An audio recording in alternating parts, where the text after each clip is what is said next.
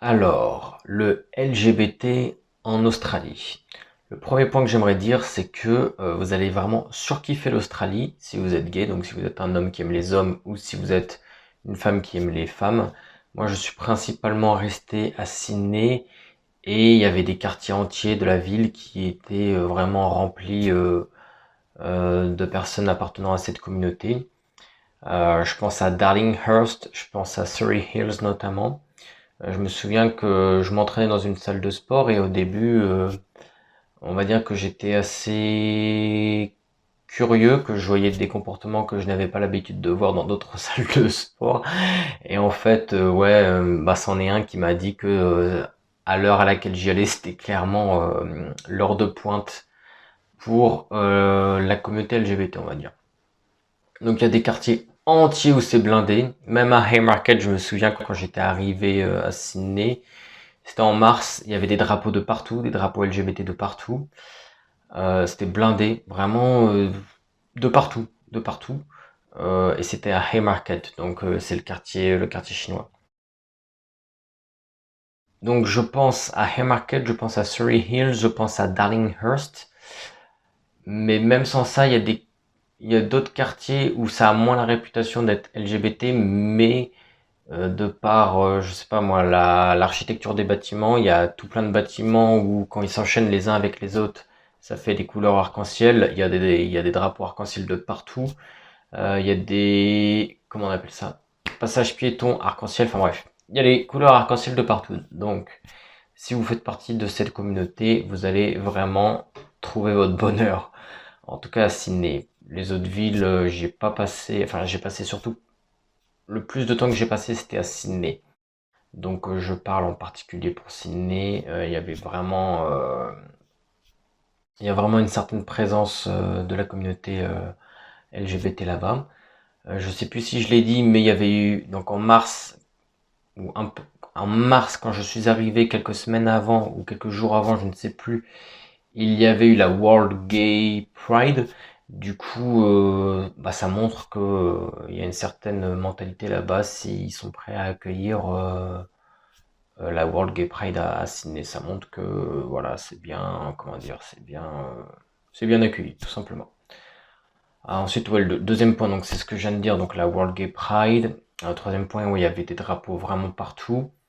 Donc il y a des drapeaux à la fois dans la rue, dans les trucs, dans les, comment dire, bah, dans les endroits publics, quoi, mais aussi dans les endroits privés. Donc, je sais pas, vous allez dans une boulangerie, il y avait des drapeaux, c'était marqué, vous êtes accepté, qui que vous soyez, on vous accepte, etc., etc. Pareil dans les bâtiments publics, enfin à l'intérieur des bâtiments pour le coup. Par exemple, moi, à un moment, j'avais fait une demande pour un passeport australien, pour un permis de conduire australien, pardon. Et il y avait des drapeaux partout, en fait. Et là, c'était après qu'il y ait eu la World Gay Pride. Donc vraiment, c'est quelque chose qui est présent, tout simplement. Je m'étais fait quelques potes musulmans dans ma première auberge. Et ils étaient en PLS quand c'était le moment de prier, c'était le moment du Ramadan. Donc il y a le moment du Ramadan juste après la World Gay Pride. Et du coup, ils savaient pas trop où se mettre parce qu'il y avait des drapeaux LGBT un peu partout. Et bah, on va dire qu'ils n'étaient pas forcément en adéquation avec toutes les valeurs véhiculées, on va le dire ainsi. Ensuite, oui, l'anecdote de la salle de sport Fitness First à Darlinghurst, je l'ai raconté juste avant.